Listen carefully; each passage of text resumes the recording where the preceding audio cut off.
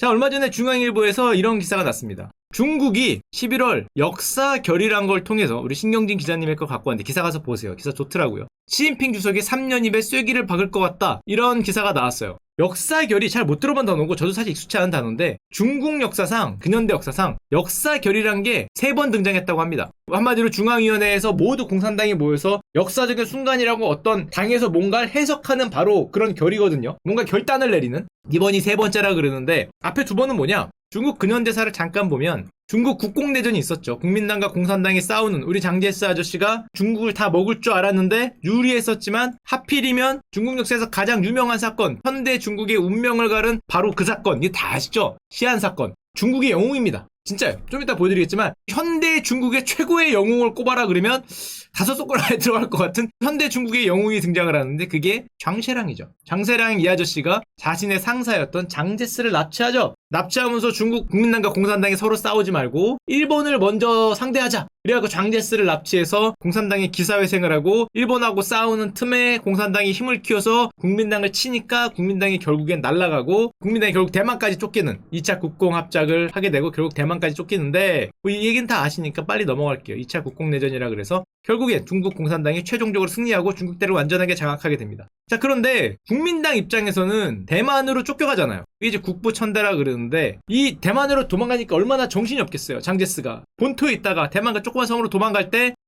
굳이 데려갔던 게 2개 있거든요. 하나가 중국의 보물이고요. 2번째가 장세랑입니다. 얼마나 억울했으면 그 도망가는 와중에 굳이 감옥에 있는 분을 꺼내갖고 얘 꼭 데려가야 돼. 꼭 데려가야 돼갖고 그거 태워갖고 굳이 대만에 가서 그 후로 44년을 대만에서 가둬놨어요. 연금생활. 야, 하늘 품으면은 무슨 뭐 5년에 서리가 난다고 오죽했으면 44년 만에 1993년에 석방도 아니고 미국으로 쫓겨났다고 해야 되나? 미국으로 가서 장세랑 씨가 101세까지 삽니다. 엄청 장수예요. 2000년대까지 살아요. 얼마 전까지 한 2001년에 이제 돌아가시게 되는데 장세랑이 돌아갈 때 중국 공산당이 발표를 합니다. 뭐라고? 위대한 애국자다. 국민당 군벌이었잖아. 근데 그게 아니죠. 우리를 살려준 거죠. 우리를 살려준 위대한 애국자다. 역사적인 공헌을 높이 평가한다. 네가 그때 장제스의 그 뒷발을 잡아서 우리가 살았다. 중국 공산당과 인민을 대표해 깊은 애도를 표시한다. 진짜요. 중국 공산당 최고의 영웅 중에 하나고 하여튼 지금 이제 중국 현대가 열리는데 그때 마오쩌둥 아저씨가 중국을 본격적으로 잡기 전에 역사 결의란 걸 합니다. 1945년에 약간의 역사 문제에 대한 결의라는데 중국 공산당 성립 이후에 가장 중요하고 권위를 갖는 한마디로 마오쩌둥 사상이란 걸 만든 거죠. 마오쩌둥 사상을 만들어서 앞으로 이렇게 정하고 이거는 이렇게 하겠다 라는 어떻게 보면 정의를 내리는 건데 그게 1차 역사결이에요. 그리고 조금 있다가 1976년에 마오쩌둥이 사망하고 새로운 시대가 열리죠. 그럼 다시 한번 모여요. 중국 공산당들이 모여서 1인자가 돌아가셨네? 공과를 그럼 어떻게 할 건가? 다시 한번 이거를 정의를 내려야겠죠. 그게 또 2차 역사결입니다. 이때 당시 했던 사람은 당연하겠지만 덩샤오핑이죠. 1981년에 역시 약간의 역사 문제에 대한 결의를 하는데 뭐 구체적으로 보면 이런 거죠. 문화 대혁명. 분명히 모택동 아저씨가 했긴 했는데 이걸 어떻게 평가해야 되냐? 평가합니다. 중국 공산당도 공식적 평가를 해요. 이런 게 역사결이에요. 뭐라고 평가하냐? 이건 양가벽 성균관대 교수님이 적어놓은 걸 갖고 왔는데 저보다 교수님이 훨씬 잘하실 테니까 문화 대혁명은 착오에 의한 운동이었다. 마오쩌둥 아저씨가 1인자인 건 맞지만 착오에 의한 운동이었고 엄중한 착오의 주요 책임자가 마오쩌둥이다 라고 인정을 하고 넘어갑니다. 물론 그렇다고 마오쩌둥 1인자를 비난한 거냐? 비난이라기보다는 엄청난 공적이 있는데 이만한 공정이 있는데 요만한 착오가 있었다. 착오는 이제 2번째다. 요렇게 이제 평가를 하고 넘어가는 거죠. 그리고 나서 저런 걸 왜 하냐? 역사결이 저런 걸. 당연하죠. 공식적인 해석을 딱 했기 때문에 그거를 넘어가면 선 넘는 거예요. 기준을 정해주는 거죠. 거기서 한마디를 더해서 그거 말이야 그게 심하지 않았냐 이러면 선 넘는 거죠. 선 넘으면 안 되기 때문에 이렇게 선을 딱 정해주는 역할을 하는데 자 그럼 보면 마오쩌둥 아저씨 시대의 역사결의를 하고 마오쩌둥 사상이라는 걸 만들어서 새로운 시대로 갔어요. 급진적 공산주의였죠. 근데 이 덩샤오핑 아저씨가 들어오면서 또 새로운 시대로 간다 그러고 이번에 개혁 개방을 해야 될 거 아니에요. 문을 열고 경제 발전을 하고 역시 역사결의란 걸 하면서 2번째 시대로 넘어갔단 말이에요. 자 그러면 시진핑 주석 아저씨 시대에는 보면 나도 새로운 시대를 열고 싶거든요. 지금까지와는 뭔가 다른 그러니까 지금은 마오쩌둥 덩샤오핑 이후에 시진핑 시대가 되려면 여기서 한 번, 여기서 2번, 여기서 3번 중국 역사에 세 번째 역사 교리가 필요하다. 역사적 사건이라는 거죠. 게다가 이거는 마오쩌둥 할 시대는 공부론, 모두가 잘 살자. 지난번에 다 보여드렸죠. 덩샤오핑 할 시대는 선부론. 먼저 부자가 된 사람이 있으면 뒤에 온 사람을 끌어주자. 그래서 먼저 부자가 되자. 선부론. 이 지금 시진핑 아저씨는 요즘에 많이 나온다는 공동부유잖아요. 모두가 잘 살자. 그럼 보면 약간 이렇게 약간 이 뒤로 좀 가는 저쪽 좀 맨 앞에 있는 마오쩌둥 사상과 굉장히 비슷하죠. 실제로 키워드도 성장 정책에서 이제 분배 정책으로 간다는 거고, 너무 높은 소득을 합리적으로 조절하겠다. 너무 많은, 그러니까 이 기업가 고속 계층이 더욱 많은 보다 뱉어낼 수 있도록 노력을 하겠다. 뭐 이런 말과 굉장히 비슷하기 때문에 저거 발표한 순간에 지난번에 보여드렸지만 지금 계속 이어지고 있습니다. 뭐가? 기업들의 기부 행렬이. 지금까지 나온 것만 정리해도 알리바바 18조 기부하겠다 발표했고요. 텐센트 9조 장난이죠. 더 나올 겁니다. 샤오미 2.5조, 메이트한 2.7조, 뭐 핀도더 1.8조 중중중중중 기업들이 너도 나도 기부 행렬을 하고 있는데, 하여튼 저 마오쩌둥 아저씨가 저 역사결이란 걸 하기 직전에 생각해봐요. 내가 1인자인데 어떤 사상을 발표해서 앞으로 중국에 가는 방향이 이쪽이야, 나를 따라라 라고 얘기를 하려면 뭐가 없어야 돼요? 나의 반대하는 세력이 없어야죠. 내가 어떤 역사결을 해서 발표한단 말이에요. 그럼 나의 반대하는 세력을 누르거나 나보다 큰 반대 세력이 있으면 요 역사결 같은 소리 하고 있냐고 싸울 거 아니에요. 그래서 그 전에 이걸 합니다.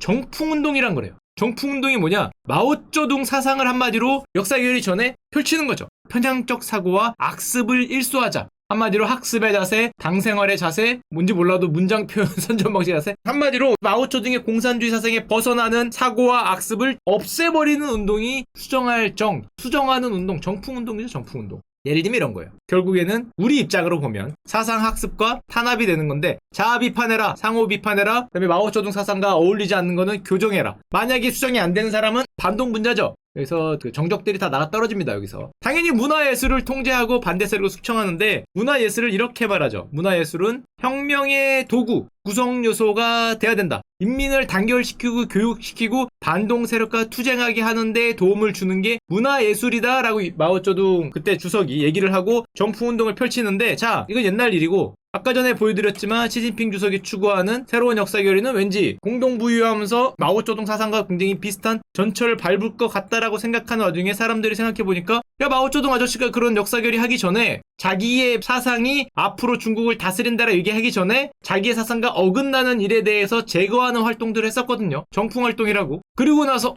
설마라고 생각을 했는데 역시 나왔죠. 이게 여러분들이 최근에 보고 있는 중국의 뉴스입니다. 이 얘기를 하기 위해서 15분간 얘기했네.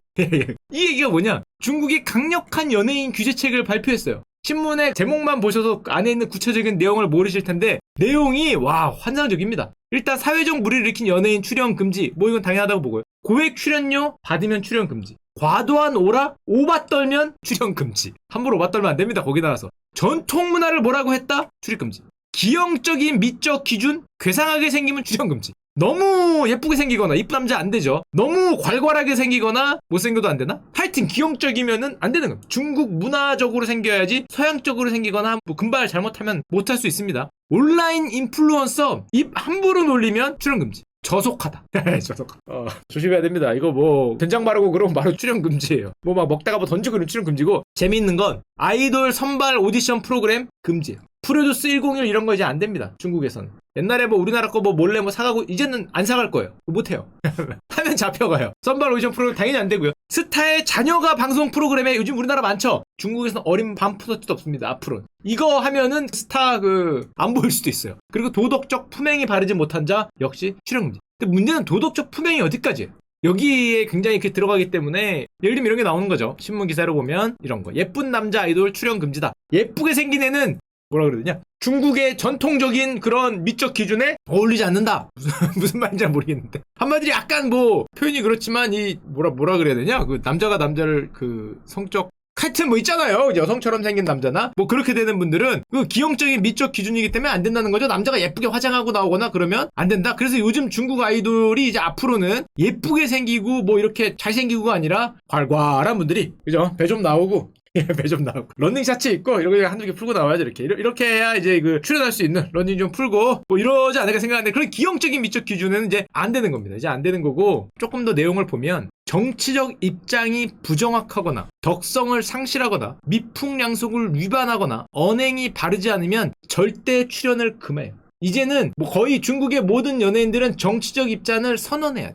뭐 우리나라에 와서 중국의 연예인들이 있다가 가끔 중국에 무슨 일이 있을 때 뭐 선언하잖아요. 무슨 뭐 중국은 하나라는 둥 뭐는 뭐라는 둥 선언해라는 게 이유가 있어요. 안 하면 영원히 출연 못해요. 이걸 대놓고 얘기를 했어요. 이 어디냐? 중국 방송 규제국이라는 곳에서. 또 이것도 있습니다. 중국 국가 인터넷 정보 판공실이라는 곳에서 무질서한 팬덤에 관한 관리 방안도 발표했어요. 온라인 게시물 싹 지웠고요. 팬덤 다 날아가게 생겼어요, 지금. 온라인 팬덤을 하면 안 된다는 거죠. 니들끼리 뭉치면 뭔 짓 할지 모르기 때문에 질서한 정연한 팬덤은 이렇게 뭐 난치고 그러는 팬덤이겠죠. 뭐 모여서 공산당 사상에 관해서 합숙을 하거나 뭐 시진핑 주석의 위인전을 읽는 그런 팬덤 말고 무질서한 팬덤은 모두 다 날려버리겠다. 연예인 인기 순위 이제 중국에서는 없습니다. 무슨 뭐 음악 랭킹 1위, 10위 뭐 이런 거 하면 잡혀가요. 미성년자가 만약에 연예인한테 유료로 응원한다? 그런 것도 불가능해요. 당연히 하겠지만 저런 게 발표되니까 중국 연예인들은 일제히 충성 선언을 하죠. 뉴스에서 이렇게 나오죠. 21세기 돌아온 정풍운동이다. 찍히면 끝난다. 찍히면 진짜 끝나요. 어떻게 끝나냐? 요즘에 뉴스 많이 나오죠. 이 중국 배우 자오웨이 프랑스 도피설. 찍히면 도망이지. 재산이고 나발이고 지금 살아야죠. 중국에 내가 뭐가 있는지가 문제가 아니고 도망이기 때문에 뭐 프랑스를 도피했다 뭐 이런 얘기가 나오는 거 실제인지 아닌지 모르는데 뉴스가 저렇게 나오니까 또 예를 들면 뭐 이영걸 우리가 좋아하는 영걸이 형이나 유혁비 누나도 잘못하면 퇴출될 수 있다. 왜? 뭐 중국 국적이 아니거나 뭔가 말을 잘못하면은 날아갈 수 있다는 거죠. 이건 뭐 찌라시긴 한데 이 이영걸한테 빨리 도망가라라고 얘기했다는 사람이 있다는 뭐 그런 찌라시가 뭐 돌고 있습니다. 그래서 이게 끝이냐? 중국 문화여유부에서는 발표를 했습니다. 뭐를? 연예인 교육관리와 도덕성 강화 방안을 발표했습니다. 한마디로 연예인들은 앞으로 나오려면 뭐를 해야 되냐? 이론 학습과 연구 교류 등의 방식을 통해 실제로 얘기한 거예요. 실제로 시주석의 발언을 공부하며 의미와 본질을 이해해야 된다. 앞으로 예능에서는 함부로 오바 떨면은 영원히 못 나오고요. 오바를 떨다가도 시주석님의 공산주의 이론 학습과 연구 교류에 대한 방식을 이 잽싸게 애드립을 쳐야 되는 거죠. 애드립도 앞으로 그렇게 쳐야 되는 거예요. 잘 쳐야 됩니다. 잘못 치면은 연구 출연 금지예요. 일단 그게 끝이 아니죠. 뭐 이렇게 많아 이거. 1인 방송 당연히 규제입니다. 저처럼 여기 나와서 함부로 떠들면 가는 거예요. 프랑스로. 프랑스면 갈만한데? 야 프랑스면. 프랑스로 안 보내주고 뭐 딴 데 보내줄까가 문제긴 하지만 그럼 1인 방송은 뭘 해야 되냐? 마르크스주의 문학이론과 비평을 강화해야 된다. 그리고 함부로 문학 비평 같은 사회적 영향을 주는 거에 주의를 기울여야 된다. 저속화 콘텐츠 확산, 먹방 이런 거 착살날 수 있어요. 먹힐 수 있습니다. 먹방 찍다가. 뭐 눈썹 밀다가 영원히 밀 수도 있어요. 조심해야 되는 거고. 우리 뭐라고 얘기했냐? 우리는 중국은 온라인 트래픽의 노예가 될 수 없다. 상업적 기준이 예술적 기준을 능가하도록 할 수 없다. 상업적 기준으로 뭘 하려는 애들은 가는 겁니다. 사회적 가치를 우선 염두에 둘 거기 때문에 이런 걸 발표를 했고요. 당연히 하겠지만 음악 시장 이런 것들 뭐 텐센트의 음원 중복 구입 금지 뭐 독점 판권 포기 명령 이런 걸 했다 그러는데 당연히 규제를 들어가겠죠. 음악에 대해서도 함부로 음악 주제를 너무 그 저속한 사랑 얘기 어젯밤 우리가 어땠어요 뭐 이런 거 하면 어젯밤이 문제가 아니라 영원히 잘못될 수도 있습니다. 조심해야 돼요. 옛날에 이거 보면서 이거 생각이 나더라. 우리도 예전에 군사 정권 시절에 금지곡이 있었거든요. 비슷했죠 우리도. 형님들의 노래.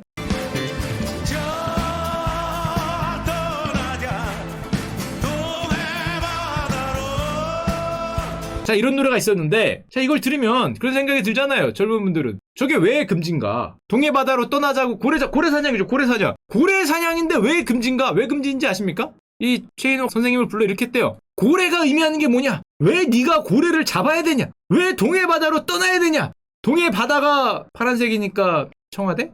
야 뭐 그런가? 하여튼 뭐 이런 걸 얘기하면서 왜 네가 고래를 잡으러 가는지를 설명을 해라.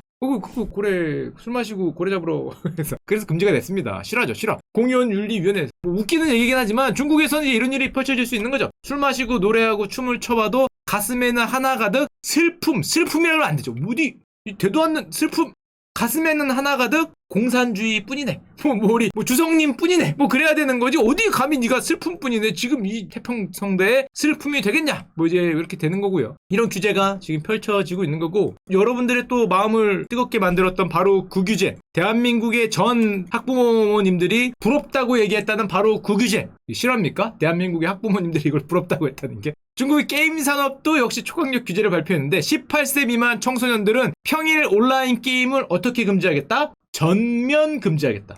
우리 대한민국의 수많은 수백만 학부모님들이 이걸 보고 모두 박수를 치고 환호를 하면서 역시 중국이야를 외쳤다는 바로 그 규제. 오직 금요일 저녁과 주말 공휴일에만 하루 1시간만 허용된다.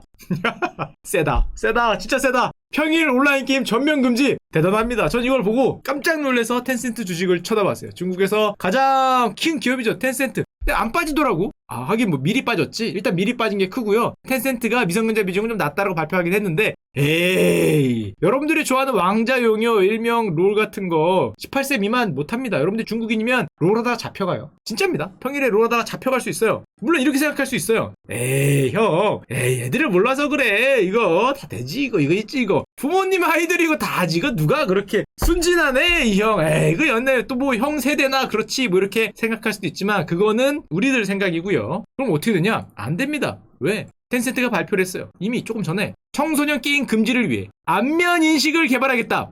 미친 거 아니야? 약간 게임할 때 여기서 안면으로 이게 몇 살짜리인지 이게 찍힌다는 거죠. 삐빅 하면 여기서 방송 나올 수 있어요. 야 그만해라. 야, 그 5분 준다. 잡혀가고 싶냐? 공안 출동하는 거죠. 우리 탐 크루즈 형이 찍은 건 마이너리티 리포트처럼 두두두두두 하면서 갑자기 내려서 너는 지금 게임에 접속하려고 하고 있다. 전 아직 접속을 안 했는데요. 안면이 너를 찍었어. 이러고 잡혀갈 수 있는 진짜입니다. 텐센트가 청소년들의 야간 게임 금지를 위해 안면 인식 기술 도입을 밝혔다. 안면 인식을 만약에 거부하거나 이걸 이렇게 가리고 네가 게임을 하거나 안면 인식이 몇 번 안 되면 계정은 차단된다. 차단이면 다행히 잡혀가지. 공안이 출동할 수도 있죠. 야, 그러니까 게임하다가 잡혀가겠는데? 게임 막 하다가 저놈은 사기꾼이네? 이러면 공안이 잡혀가는 거죠. 게임하다가 저놈은 범죄자다 이러면 잡혀가는 거고. 아, 조심해야 됩니다. 엄마 찾다가 잡혀가는 거죠. 야, 엄마 찾다가 잡혀갈 수 있습니다. 조심해야 됩니다. 그 엄마 찾다가 발음을 잘못해서 중국 공산당의 높은 분에 있는 것과 발음이 겹치거나 하면은 그 인생은 거기까지일 수 있죠. 조심해야 돼요. 그래서 여러분이 그 한국에서 하는 것처럼 중국 왕자형이요 이런 게임에서 그 부모님 안부 잘못 물으시면 실제로 잡혀갈 수 있습니다. 그래서 조심하시고요. 중국판 롤 텐센트가 갖고 있죠. 왕자형이요. 텐센트가 사실상 갖고 있는데 발표했어요. 이미. 새로운 중국 정부의 규제 전적으로 수용하겠다. 우리는 중국 정부의 정책에 단연코 수용하겠다. 그래서 앞으로 롤에는 지금도 그렇지만 18세 미만은 대회 참여가 안 되죠. 대회 참여가 안 되고 평일날에는 볼 수도 없는 그런 게 이제 아마 적용이 될 겁니다. 그럼 이걸 왜 그러냐? CNN은 이렇게 얘기를 했어요. 정풍운동이 있는 건 사실은 뭐 왜 그런지 뻔하니까. 연예인들도 중국 정부의 홍보 수단이 되기를 원한다. 뭐 이렇게 얘기를 했는데 결론적으로는 대중문화 검열이라는 거는 군사정권에서는 뭐 뻔한 거죠, 목표는. 젊은 층이 어떻게 보면은 불만을 토로하던지 다른 때로 많이 모이는 것 자체를 싫어하는 거고 사회주의 이념 이탈을 막겠다라는 거고 한마디로 연예인이 하는 얘기들은 파장이 있으니까 A로 얘기해야지. A로. 니들이 감히 A-라고 얘기하면 가는 거죠. 그 인생 거기까지일 수 있는 거고 팬클럽도 왜 규제하냐? 뻔하죠. 팬클럽이 모여서 되는 겁니다. 게다가 지금 보면은 강력한 외부의 적이 있잖아요. 미중 갈등. 이건 지난번에 아프가니스탄하고 똑같이 외부의 적이 오고 장기 집권을 계획하면은 근본주의로 회귀, 강력한 사회주의 재무장 내부적으로 똘똘똘똘 뭉치는 뭐 이런 걸 하는 거니까 21세기 뭐 제2의 정풍운동 아니면 제2의 뭐 문화대혁명 뭔지 모르겠지만 쭉쭉 뭐 많은 규제들이 쭉쭉쭉쭉 마오쩌둥 주석의 그 길을 그대로 밟고 있다고 보면 되고 또 무서운 게 중국이 얼마 전에 개인정보보호법을 통과했습니다. 사실은 법 자체는 뭐 유럽이나 미국에도 있는 그냥 말 그대로 개인정보를 보호하는 법인데 문제는 그렇게 안 쓰이겠죠. 그리고 아까 전에 여러분들 그렇게 생각할 수도 있어요. 아니 롤 해도 이거 뭐야 아무리 안면인식이라고 해도 이거 안면인식을 해서 뭐 텐센트가 우리가 뭐 평일날에 롤 하는 걸 막겠다? 야 그게 되겠냐 형 아무리 안면인식 형 아직도 모르네 우리 몰라요 그러면서 뭐 이런 거 있잖아 이런 거 성형 뭐 가면 그 엄마 사진 뭐 이렇게 붙여놓고 그 엄마 사진 붙여놓고 요렇게 하면 되지 형 아이고 그걸 모르나 사람이 단순하구만 이라고 생각을 하면 안 됩니다. 그럼 우리가 단순한 거예요. 왜냐? 일단 1번 중국은 이미 2019년부터 휴대폰의 얼굴 정보 스캔이 의무화되어 있습니다. 여러분들이 중국에서 휴대폰을 사용할 때는 100% 얼굴 정보를 찍어서 정보를 보내야 돼요. 이거를 안 보내면 잡혀가는 겁니다. 잡혀가요.